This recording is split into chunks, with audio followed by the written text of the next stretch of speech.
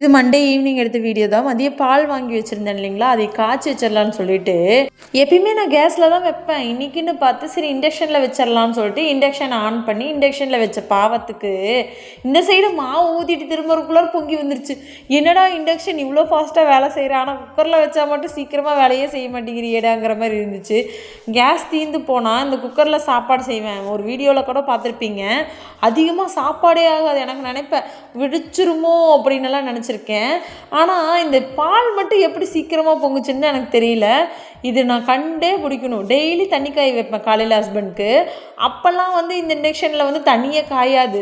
ஒரு அரை மணி நேரத்தில் பார்த்தா கூட காயாது. அந்தளவுக்கு பச்சை தண்ணியாகவே தான் இருக்கும்.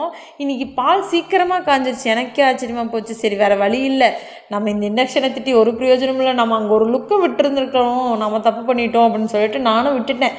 சரி இன்றைக்கி இட்லியும் தக்காளி சட்னியும் செஞ்சிடலான்னு சொல்லிட்டு ரெடி பண்ணிகிட்டு இருந்தேன். தக்காளி சட்னியோட ரெசிபி நான் உங்களுக்கு வீடியோ போட்டிருக்கேன், போய் பாருங்கள்.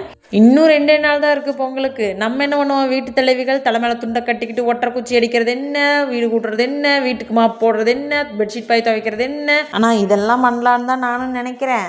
ஆனால் எல்லா வேலையும் முடிச்சு எனக்கு இந்த துணிமணி துவைக்கிறதும் பெட்ஷீட் துவைக்கிறதும் அப்படியே நிற்கிது. ஏன்னா மழை பெஞ்சிருச்சு. மழை எப்போ நிற்குமோன்னு வெயிட் பண்ணிட்டுருக்கேன்.